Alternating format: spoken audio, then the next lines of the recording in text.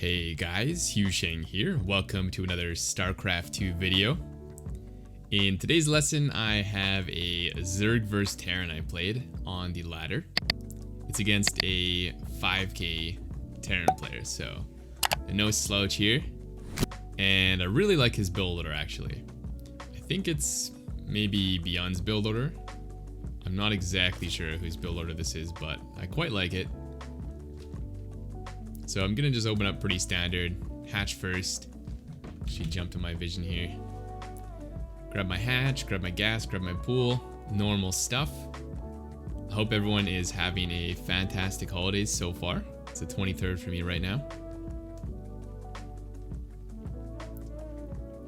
And I think in just the next little bit, I'm just gonna look for some proxies, make sure my opponent's not up to any shenanigans here. But it's gonna turn out fine. We're gonna get into a macro game. And this is my weakest matchup. This is a matchup I wouldn't say I'm struggling with it. We're up to 5k, 5-1, but I just find this matchup pretty difficult to play, to be honest. It's very... You don't get to control the matchup.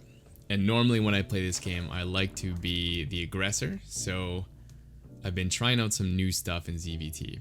I'm grabbing a really fast second gas, which is going to allow me to get some faster tech.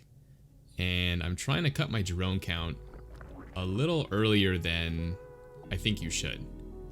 So normally what I say is you should probably get up to like 66 workers in this matchup in the mid game, and then that should allow you to defend any of the early, 630, 730 pushes. But what I've been trying is just going up to maybe 60 drones and grabbing some extra macro hatches. So what this does is it lets me defend just like I would on 66 workers. But then on top of that, I also have a little bit of extra larva to do some counterattacks. So kind of just trying to take control of this matchup a little bit and play more towards my style. So he's just kind of harassing us. I'm trying not to take too much damage on the lings. Like if he's gonna shoot my hatchery, that's fine. I'll just let him do that. Behind this, we're grabbing speed.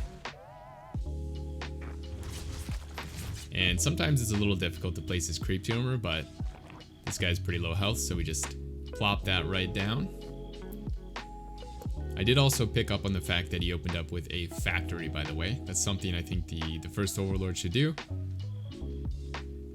And I'm doing something that you're not allowed to do with this first overlord, but nobody's punished me yet, so apparently it's not mainstream.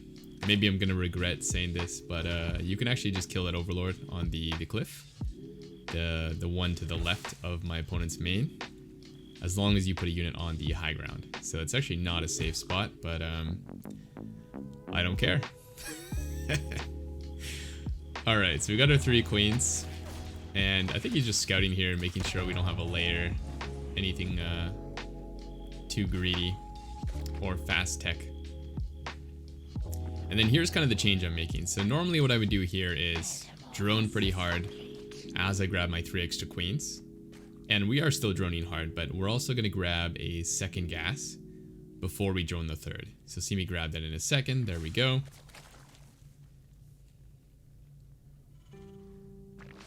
I think this might be more standard than I realize these days, but it's nice because it gives you quite a bit of extra gas to go into a very fast 1-1 or a very fast layer Bane nest. So whichever way you decide to go, it's nice to have that little bit of extra gas. And another thing it lets you do is not defend your third as early, so you can actually delay these lings that you would normally need right now. For like an extra 20-30 seconds, which is also pretty sweet. So a couple of nice benefits if you're not playing a 2 gas style. And check out this 1-1 timing, starting up 1-1 at 440, so way faster than most Terran builds, about 20 seconds up on like a standard Hellion Liberator build.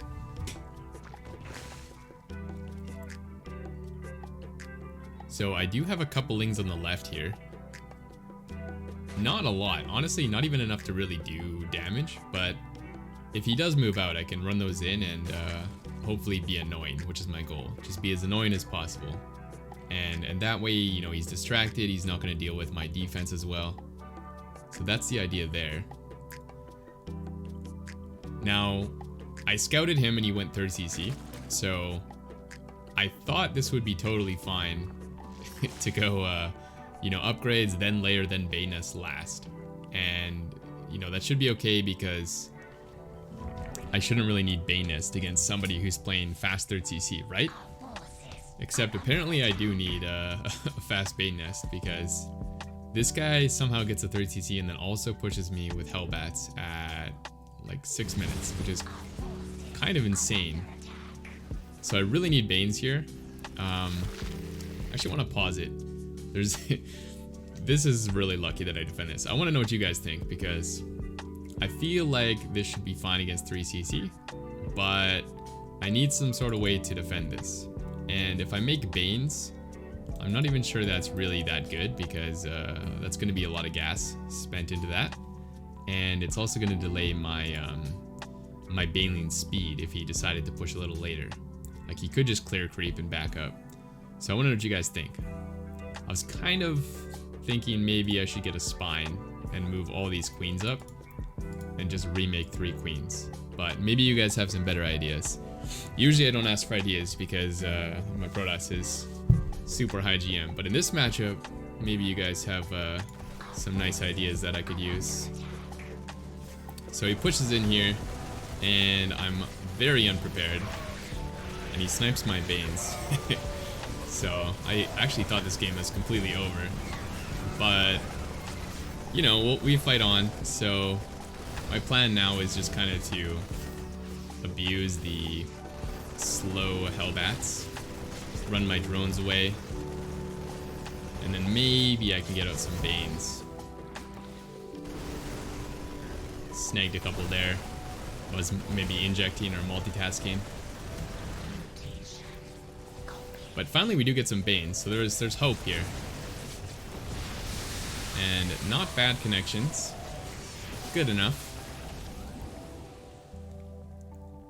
I think maybe this guy was a little too focused here. Because right after this attack, he lost all his units. Maybe he was parading across the map too, I didn't check, but he doesn't really have too much at his base.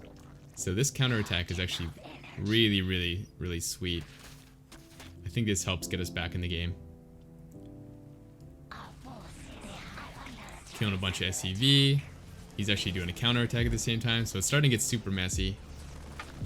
But Zerg is actually pretty good in these situations, as long as you're, you know, utilizing the Terran's attention. So if you just try to defend here, you're going to be in a lot of trouble against good Terrans, because if they get their full attention to micro, and you are just A moving, it's going to be very, very difficult to win fights. But since we're fighting in 2 locations, the Zerg army is easier to do that with. So it benefits us to make the game as chaotic as possible. Here he finds his super abusive spot. I don't think this should be a thing, but it's fine. We'll just bring our queens over and snipe that. And check out our upgrades right now. So that early Evo is coming into effect right here. Our supply is really bad, but we almost have 2-2, and so we're starting to maybe make some magic happen here. Another tip for you guys, if you are going to play these like Bane styles, it's really important, more than you realize, to have overseers in your army. And the reason it's super important is because if you don't have the overseers, the Banes won't detonate on the mines, which means they're going to go off. Whereas if you have an overseer and you just A-move into mines, usually they kill the mines before they go off, depending on how many of them there are. So it can actually make your army significantly better. Now that was not what I wanted to do. I wanted to buy time with these so I could do my counterattack. And you're going to see me do that for the next little bit here, as I'm just trying to give me enough time to make Banes in the background. You can see I'm making some extra ones and just kind of moving back and forth. And then in the meantime, you know, he's kind of pressured. He's dealing with that counterattack. and we get some nice hits. Now we did clean up those lings, but obviously we don't care too much about those. We got some nice damage as well.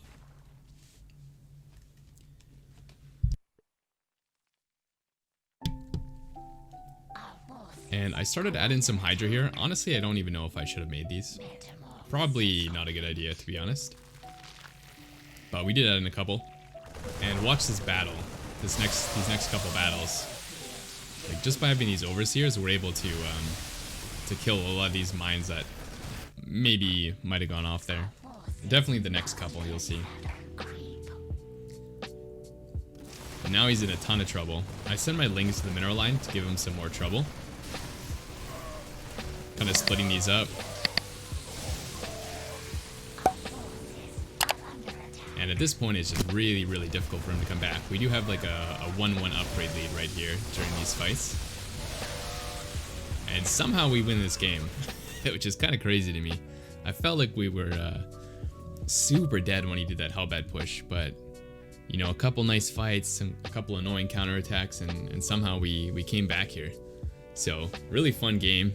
I really like this guy's build. It seems super strong. So, maybe you guys know who did this build. Let me know.